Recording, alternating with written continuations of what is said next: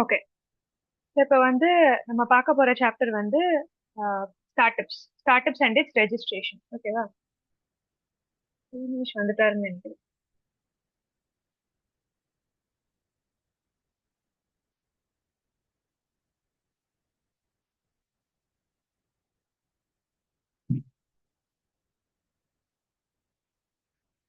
Okay. இப்போ பார்க்க போற சாப்டர் வந்து start ups and it's registration.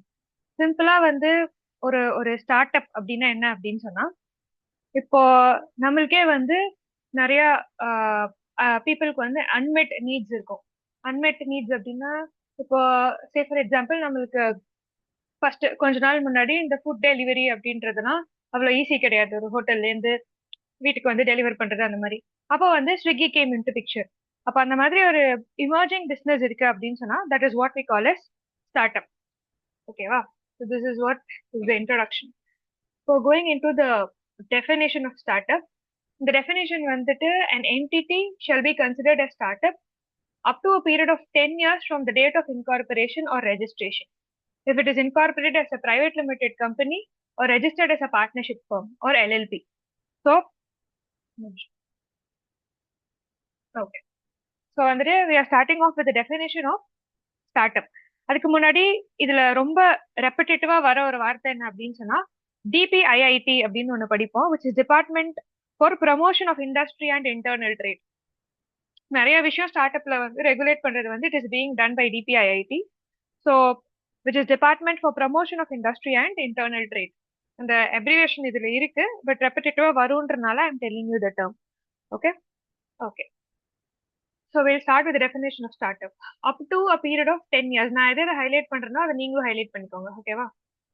So ஒரு ஒரு பிசினஸை வந்துட்டு இன்கார்பரேட் பண்ணி இல்லை ரெஜிஸ்டர் பண்ணி ஒரு 10 வருஷத்துக்கு it will be called as a start up.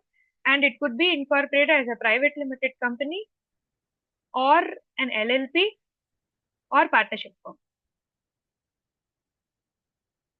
Turnover of the entity for any of the financial years since incorporation or registration has not exceeded 100 crores. So 100 crores turnover வந்து exceed ஆகக்கூடாது. Entity is working towards innovation. So innovation அப்படின்னா என்ன? ஒரு ஒரு புதுசான ஒரு business மாடலை கொண்டு வராங்க, அதான் innovation. Development or improvement of products or processes or services or if it is a scalable business model with high potential of employment generation or wealth creation. So provided that an entity formed by splitting up or reconstruction of existing business shall not be considered as a startup. அதாவது already ஒரு business இருக்கு, அது ரெண்டா பிரிஞ்சிச்சு இல்ல reconstruct பண்ணிருக்காங்க அப்படின்னு சொன்னா internally வந்துட்டு இன்டர்னல் எக்ஸ்டர்னலா வந்து ரீகன்ஸ்ட்ரக்ட் பண்ணலாம். லைக் ஒரு பிசினஸோ இன்னொரு பிசினஸோட மர்ச் பண்ணலாம், ஒரு பிசினஸ் ரெண்டா பிரியலாம். இந்த மாதிரி எல்லாம் ஆச்சு அப்படின்னு சொன்னா அது ஸ்டார்ட் அப்ன்ற டெஃபினேஷன்ல வராது. ஸோ இம்பார்ட்டன்ட் பாயிண்ட்ஸ் என்ன அப்படின்னு சொன்னா, நம்ம எப்ப இன்கார்பரேட் பண்றோமோ ரெஜிஸ்டர் பண்றோமோ அதுல இருந்து 10 வருஷம், ஓகேவா, up to period of 10 years, ஓகேவா, it will be considered as a start up. And incorporate பண்றது it could be incorporate as a private limited company, partnership firm or LLP. And அந்த அந்த ஃபைனான்சியல் இயர்ஸ்ல வந்து டர்ன் ஓவர் வந்து should not exceed 100 crores. அதே மாதிரி start up அப்படின்னாலே it is ஒரு இமர்ஜிங் பிசினஸா இருக்கணும், ஒரு நியூ ஐடியா அந்த மாதிரி. அப்போ it is working towards innovation, இல்லைன்னா improvement, development or improvement of product or processes. Okay. இதான் வந்து 3 points with respect to definition of start up. இதுக்கு அடுத்து இருக்கிற அந்த என்டையர் பேராகிராஃப்ல என்ன சொல்றாங்க அப்படின்னு சொன்னா, கவர்மெண்ட் வந்து has brought up something called as Startup India Initiative. இங்க இருக்கும் Startup India Initiative, which was launched by the government on 16th January 2016. அதுல வந்து என்ன சொல்லிருப்பாங்க அப்படின்னு சொன்னா, there are the action plan comprises of 19 action items. அதாவது when it comes to startup, எப்படி வந்துட்டு ஸ்டார்ட் அப்ஸ்க்கு வந்துட்டு ஹெல்ப் பண்றது, லைக் முதல்ல அவங்களோட ரெஜிஸ்ட்ரேஷன் ப்ராசஸை வந்து சிம்பிளிஃபை பண்றது, அந்த பிசினஸ்ல அவங்க அடுத்தடுத்து எப்படி போகணுன்றதுக்கு ஹேண்ட் ஹோல்டிங், ஃபண்டிங் சப்போர்ட் கொடுக்கறது, இன்சென்டிவ்ஸ் கொடுக்கறது, industry academia, partnership and incubation. Incubation நான் சொல்லியிருக்கேன், இப்போ வந்து ஒரு பர்டிகுலர் பிசினஸோட growthக்கு என்னென்ன நம்மளுக்கு தேவை, அதாவது ஸ்டார்ட் பண்றதுல இருந்து ஃபண்ட் பண்றதுல இருந்து மார்க்கெட்டிங் பண்றதுல இருந்து மொத்தமா அந்த பிசினஸ்க்கு ஹெல்ப் பண்றவங்க தான் வந்து பிசினஸ் இன்குபேட்டர். ஸோ அந்த மாதிரி ஆக்ட் பண்றது, இது எல்லாத்துக்கும் சேர்த்து தெர் ஆர் 19 ஆக்ஷன் ஐட்டம்ஸ். ஓகேவா? ஆக்ஷன் பிளான்ல வந்து இதை கொடுத்துருக்காங்க அப்படின்னு சொல்றாங்க. அதே மாதிரி எத்தனை என்டிட்டிஸ வந்து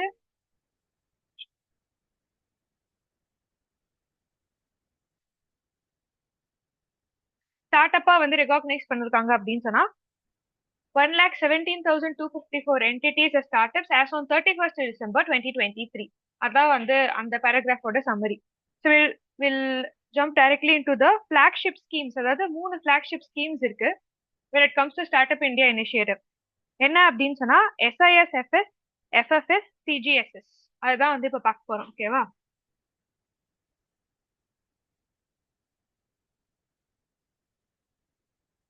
ஓகே, இதை ஹைலைட் பண்ணிக்கோங்க. அந்த 19 ஆக்ஷன் பிளான்ஸ்ன்றது simplification and hand holding, funding support and incentives, industry academia partnership and incubation. There are 1,17,254 entities as startups as on 31st December 2023. இதெல்லாமே will give you an idea of what the chapter is about. அவ்வளவுதான். Okay, அடுத்த important வந்து அந்த 3 flagship schemes தான். ஒன்னு வந்து startup India seed fund scheme which is SISFS, funds of funds for startup scheme which is FFS, last one வந்து credit guarantee scheme for startups. Okay.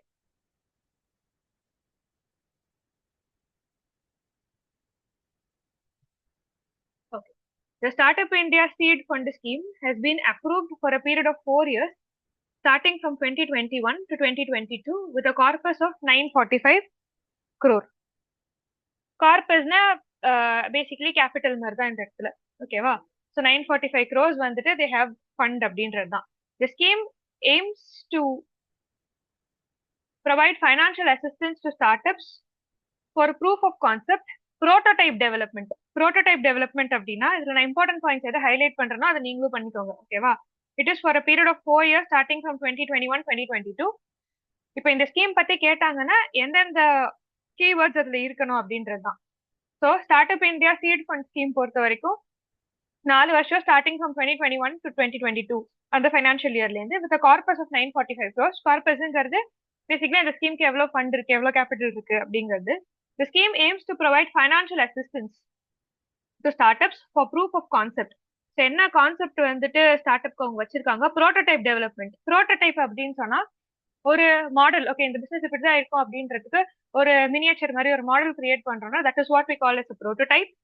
Product trials, market entry and commercialization. The scheme is implemented from 1st April 2021. அதான் starting from 2021-2022 னா 1st April 2021 தான். The Experts Advisory Committee EAC under SISFS is responsible for overall execution and monitoring. So இந்த entire scheme வந்துட்டு Experts Advisory Committee அப்படின்னு ஒன்று இருக்கு, அவங்க தான் வந்து பாத்துக்கிறாங்க. So EAC evaluates and selects incubators for allocation of funds under the scheme. As per the provisions of the scheme, the selected incubators shortlist the startups based on parameters outlined in the scheme guidelines. So generally வந்துட்டு startup India seed fund scheme அப்படிங்கறத யாரு வந்து manage பண்றா, operate பண்றா அப்படின்னு சொன்னா EAC which is expert advisory committee. அவங்க என்ன பண்ணுவாங்கன்னா இவங்க கிட்ட வந்து கார்பஸ் 945 crores இருக்கு, அவங்களுக்குன்னு சில கைட்லைன்ஸ் இருக்கும், ஸ்கீம் கைட்லைன்ஸ் இருக்கும். அதை வச்சு எந்த ஸ்டார்ட் அப்க்கு வந்து இந்த ஃபண்ட்ஸ் அலோகேட் பண்ணலாம் அப்படிங்கறத பார்ப்பாங்க. அப்ப அவங்க என்ன பண்ணுவாங்கன்னா அதை டைரக்டா பண்ண மாட்டாங்க. It happens through incubators. நான் சொன்னேன் incubators are people, business incubators are people who help grow the business.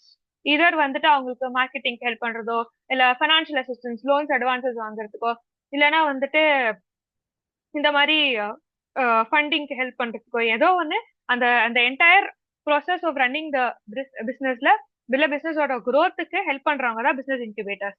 So EAC என்ன பண்ணுவாங்க அப்படின்னு சொன்னா இந்த start up India seed fund scheme அப்படிங்கறத எக்ஸிக்யூட் பண்றது அந்த இஏசின்றவங்க தான். They will evaluate and select incubators. எதுக்கு அப்படின்னு சொன்னா those are the people who will be allocating the fund under the scheme.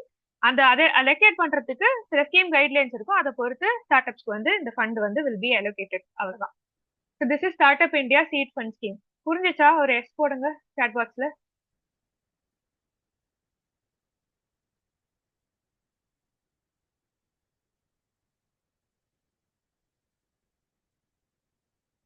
இருக்கீங்களா? ஓகே. அடுத்து funds of funds for start ups FFS scheme. The Funds of Funds for Startup scheme was approved and established in June 2016 with a corpus of 10,000 crores.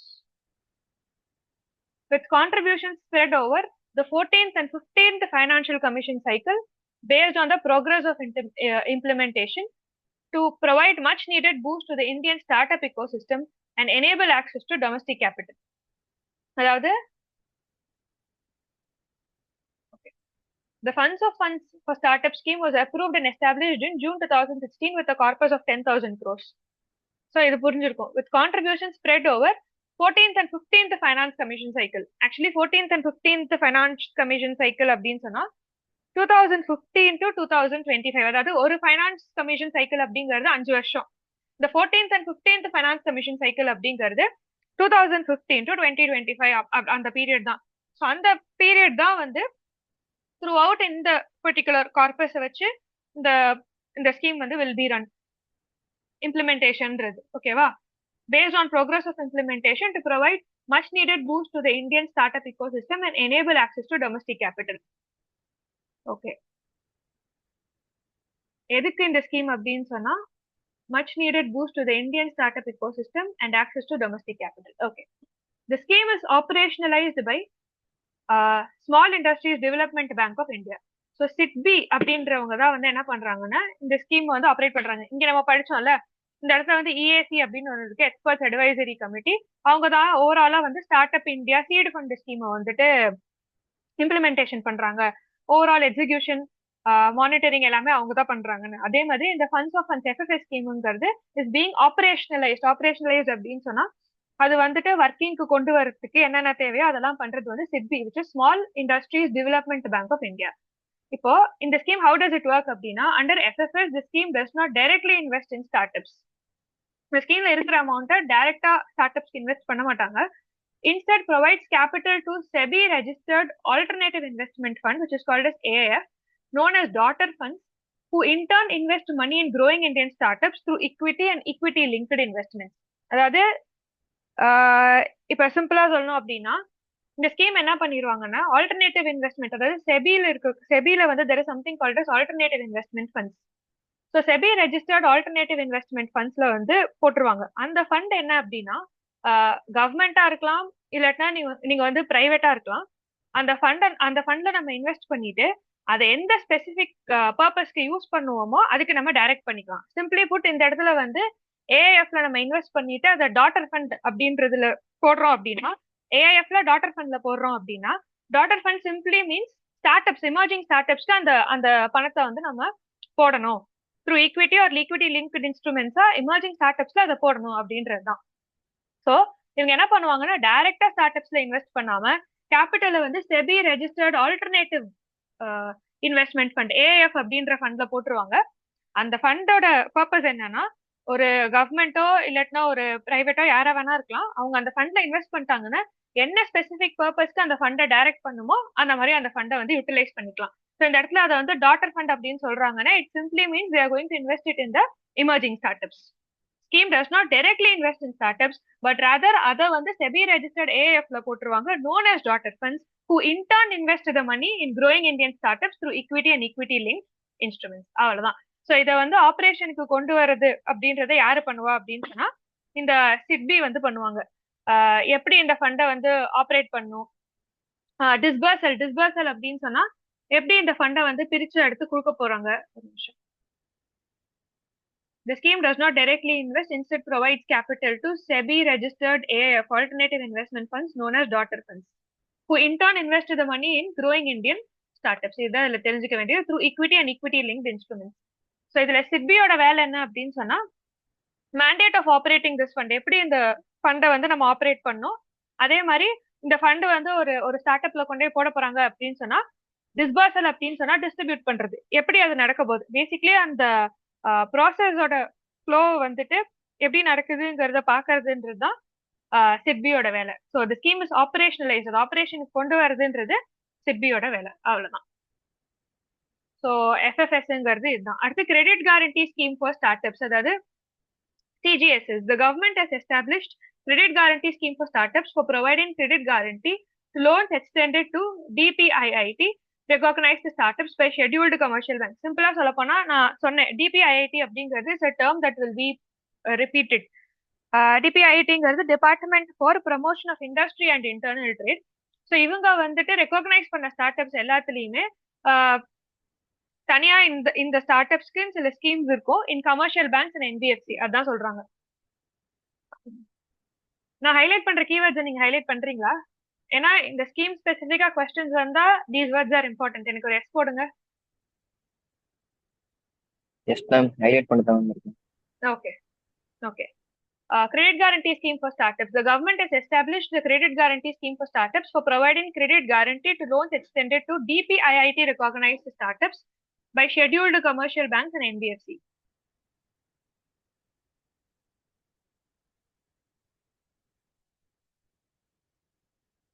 Commercial banks, NBFC and venture debt funds.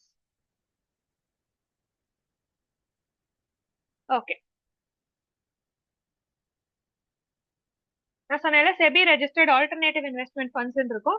அதுல there is something called as venture debt funds. Venture capital அப்படின்றது இந்த மாதிரி start அப்ஸ்ல invest பண்றது தான். So இந்த venture debt funds, NBFC, commercial பேங்க்ஸ்லாம் சில start ups வந்து ரெகக்னைஸ்டு பை டிபிஐஐடி இருக்கு அப்படின்னு சொன்னா அவங்களுக்கு வந்து கிரெடிட் கேரண்டி ப்ரொவைட் பண்றது. The CGSS is aimed at improving credit guarantee up to a specified limit against loans extended by member institutions to finance eligible borrowers, that is DPIIT recognized startups. CGSS is operationalized by National Credit Guarantee Trustee Company Limited.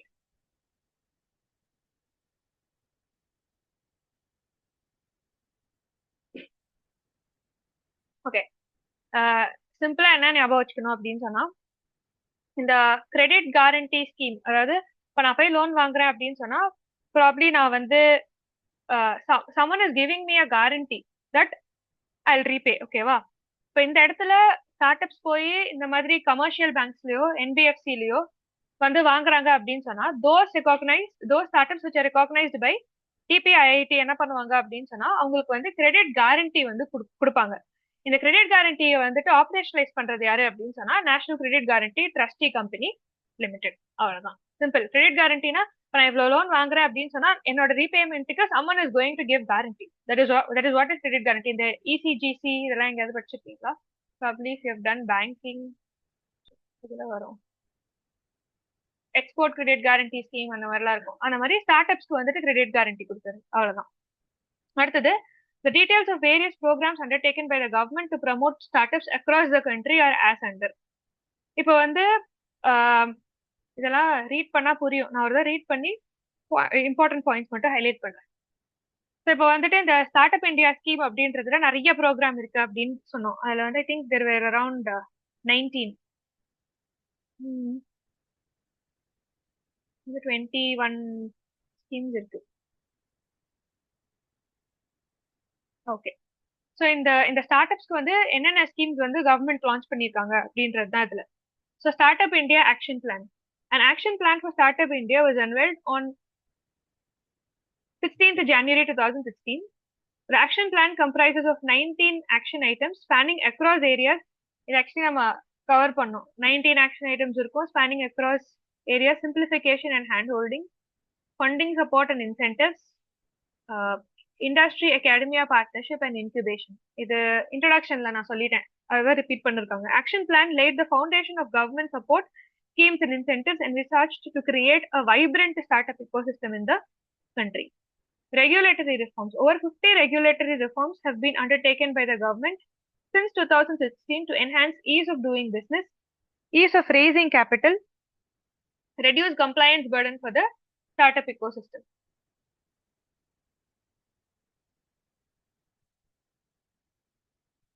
Okay. Ease of procurement. அதாவது இந்த is of doing business அப்படின்ற பார்த்து இப்போ even நம்ம வந்து இந்த MSME registration பார்த்துருப்போம். அதுல உதயம் ரெஜிஸ்ட்ரேஷன் போர்ட்டல் அப்படின்னு ஒன்று பார்த்தோம். இப்போ இது எல்லாமே ஆன்லைன் ப்ராசஸ் ஆக்கிட்டாங்க. அந்த மாதிரி in order to ease the process of doing the business நிறைய ரிஃபார்ம்ஸ் கொண்டு வந்திருக்காங்க. அவ்வளவுதான், மேல எதுவும் இல்லை இதுல. அடுத்து ease of procurement. To enable ease of procurement, central ministries department are directed to relax conditions of prior turnover and prior experience in public procurement for all DPIIT recognized startups subject to meeting quality and technical specification. அதாவது முன்னாடியே அவங்க வந்து இவ்வளோ turn over limit வந்துட்டு meet பண்ணியிருக்கணும், இல்ல இவ்ளோ இந்த இந்த பப்ளிக் ப்ரொக்யூர்மெண்ட் நான் சொன்னேன்ல, கவர்மெண்ட் செக்டருக்கு வந்துட்டு தேவையான குட்ஸ் அண்ட் சர்வீசஸ் வந்துட்டு எம்எஸ்எம்இ கிட்ட இருந்து அவங்க வாங்குவாங்க அப்படின்னு சொல்லி அந்த இஃப் யூ ரிமெம்பர் நான் ஒரு இடத்துல நடத்தியிருப்பேன். அந்த டெண்டர் கான்செப்ட்லாம் நடத்தும் போது கவர்மெண்ட் ப்ரொக்யூர்மெண்ட் பண்ணுவாங்கன்னா, அப்ப அதை பண்ணும்போது கண்டிப்பா சில கண்டிஷன்ஸ் இருக்கும், சில டர்ன் ஓவர் லிமிட்ஸ் இருக்கும், முன்னாடியே அவங்க இதெல்லாம் பண்ணிருக்கணும்ன்றதெல்லாம் இருக்கும். But since it is a start அப், அந்த கண்டிஷன்ஸ் அப்படிங்கிறதுலாம் வில் பி ரிலாக்ஸ். அதே மாதிரி அந்த அந்த start up which is recognized by DPIIT. Okay, subject to meeting quality and technical specifications meet பண்ணா போதுமே தவிர இந்த டர்ன் ஓவர் ப்ரேயரா இந்த எக்ஸ்பீரியன்ஸ் உங்களுக்கு இருக்கணும் அப்படின்ற கண்டிஷன்ஸ் வில் பி ரிலாக்ஸ்ட். அப்போ ப்ரொக்யூர்மெண்ட் வந்து will become easier. Further, government e-marketplace startup runway has been developed, which is dedicated corner for startups to sell products and services directly to the government. Last chapter, அதே மாதிரி we have studied something called as GEM, Government e-marketplace. அந்த government வந்து தனக்கு தேவையான goods and services வந்துட்டு வாங்குறது விற்கிறது எல்லாமே will happen through GEM portal. அதுல தனியா GEM ஸ்டார்ட் அப் ரன்வே அப்படின்றது டெவலப் பண்றாங்க. எதுக்குன்னா ஸ்டார்ட் அப்ஸ் கிட்ட இருந்து வாங்குறதுக்கு விற்கிறதுக்கு. ஓகேவா? ஸோ ஈஸ் ஆஃப் ப்ரொக்யூர்மெண்ட் அப்படின்றது இந்த ப்ரையரா இருக்கக்கூடிய turn over, prior experience in public procurement அப்படிங்கறது அந்த எல்லாமே வந்து ஹஸ் பீன் ரிலாக்ஸ்டு கண்டிஷன். அடுத்தது இ market place runway, start up runway அப்படின்றது ஜிஎம்ன்றது இஸ் ஆல்ரெடி தேர். ஆக்சுவலி நான் அந்த எம்எஸ்எம்இ நடத்தும் போதே இந்த கவர்மெண்ட் இ மார்க்கெட் பிளேஸ் இருக்கு. It is a portal, online portal. எதுக்கு அப்படின்னு சொன்னா அந்த கவர்மெண்ட் வந்துட்டு குட்ஸ் அண்ட் சர்வீசஸ் வாங்குறதுக்கு விற்கிறதுக்கு ஃப்ரம் வேரியஸ் பிசினஸஸ். அந்த போர்ட்டல்ல வந்து almost entire process is transparent and effective அப்படின்னு பார்த்துருப்போம். எல்லாத்தையும் அந்த ஆன்லைன்லயே பண்ணிக்கலாம் அப்படின்ற மாதிரி. அதுக்கு தனியா ஸ்டார்ட் அப்க்குன்னு தனியா ஜிஎம் ஸ்டார்ட் அப் ரன்வே அப்படின்றது டெவலப் பண்ணிருக்காங்க. அடுத்து support for intellectual property protection. Okay, intellectual property protection. Startups are eligible for fast tracked patent application examination and disposal. Government launched Startups Intellectual Property Protection (SIPP), which facilitates the startups to file application for patents, designs, trademarks through registered facilitators in appropriate IP offices by paying only the statutory fees. The facilitators under the scheme are responsible for providing general advisory in different IPRs and information on protecting and promoting IPRs in other countries. The government pays the entire fees of facilitators for any number of patents, trademarks, or designs, and startups only bear the cost of statutory fees that is payable. They are provided with an 80% rebate in filing of patents and 50% rebate in filing of trademark vis-a-vis other companies. Okay.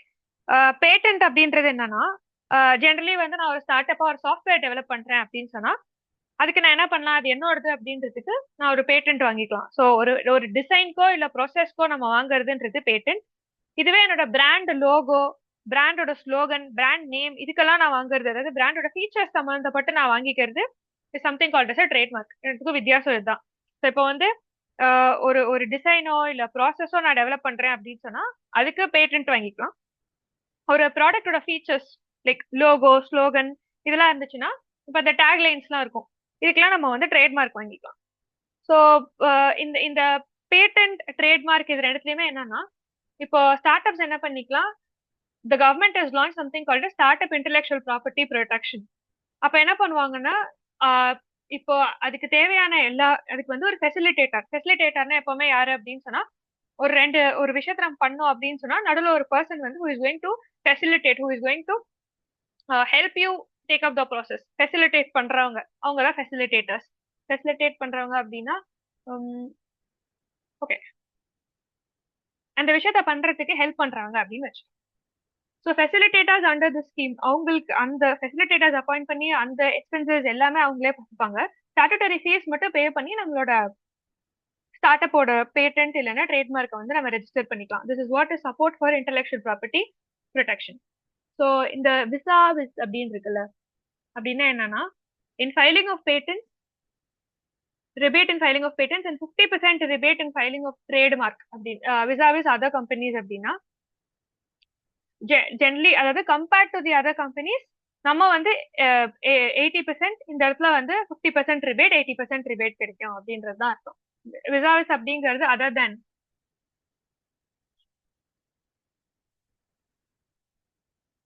அப்படின்ற அர்த்தத்துல வரும். அடுத்து self certification under labour and environmental loss.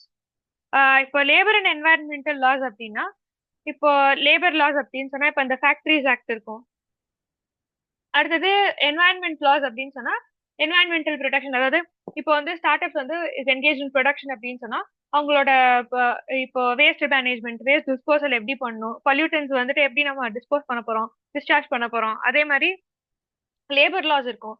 So இந்த மாதிரி இருக்கிற எல்லா லாஸ்லயுமே start ups are allowed to self certify their compliance under 9 labor and 3 environmental laws for a period of 3 to 5 years from the date of incorporation. So எப்போ incorporate பண்றோமோ அதுலேருந்து ஒரு 3 to 5 இயர்ஸுக்கு இந்த இந்த லேபர் லாஸ், இந்த environmental laws, 9 labour and 3 environmental laws வந்துட்டு அவங்க கம்ப்ளை பண்ணியிருக்காங்கன்னு they have to self certify அப்படின்னு சொல்றாங்க. Income tax exemption for a period of 3 years. அதாவது இன்கம் டேக்ஸ் எக்ஸம்ஷன் 80 IAC செக்ஷன்ல வந்துட்டு இப்போ ஒரு ஸ்டார்ட் அப்பா இருந்தாங்க அப்படின்னு சொன்னா ஃபர்ஸ்ட் 3 இயர்ஸ்க்கு வந்துட்டு they are exempt from income tax. So startup incorporated on or after 2016. So 2016 1st April 2016 க்கு அப்புறம் incorporate பண்ணியிருந்தாங்கன்னா they can apply for income tax exemption. அதாவது போற இன்னும் கொஞ்சம் pages போனோம்னா we'll study the process of how to apply this income tax exemption. But before that, the recognized startups that are granted an interministerial board certificate. Actually என்ன ஆகும்னா அந்த startup என்ன பண்ணணும்னா மினிஸ்டீரியல் போர்டு அப்படின்னு ஒண்ணு இருக்கும். அந்த போர்டுல வந்து அந்த போர்டு கம்ப்ரைஸ் பண்ற மெம்பர்ஸ் யாரு அப்படின்னு சொல்லி கொடுத்துருப்பாங்க. அந்த போர்ட் கிட்ட இருந்து ஒரு சர்டிபிகேட் வாங்கினதுக்கு அப்புறமா நம்ம இன்கம் டேக்ஸ் டிபார்ட்மெண்ட்டுக்கு வந்து அப்ளை பண்ணணும். இந்த மாதிரி நம்மளுக்கு எக்ஸம்ஷன் வேணும்னு. அப்படி நம்ம அப்ளை பண்ணி நம்மளுக்கு கிடைச்சிச்சு அப்படின்னு சொன்னா 3 consecutive years, அதாவது ஃபர்ஸ்ட் 10 வருஷம் இன்கார்பரேட் ஆகி 10 வருஷம் தானே அது ஸ்டார்ட் அப். அப்ப அந்த ஃபர்ஸ்ட் 3 வருஷம் என்ன பண்ணிக்கலாம்னா ப்ராஃபிட்ல வந்து அவங்க டாக்ஸ் பே பண்ண தேவை இருக்காது. they are exempted from paying tax 3 consecutive years out of the 10 years. இது ஆக்சுவலி இந்த என்டையர் ப்ராசஸை வந்து ஃபர்தரா படிப்போம். அதனால this is just an idea that 3 years வந்துட்டு you can claim income tax exemption if you are incorporated on or after 1st April 2016. International market access to Indian startups. One of the key objective under Startup India initiative is to help connect Indian startup ecosystem to global startup ecosystem through various engagement models. This has been done through international government-to-government partnership, participation in international forums and hosting of global events. Actually, ஃபாரின்ல வந்துட்டு இப்போ Indian ப்ராடக்ட்ஸை வந்துட்டு exhibit பண்ற exhibitions நடக்கும்.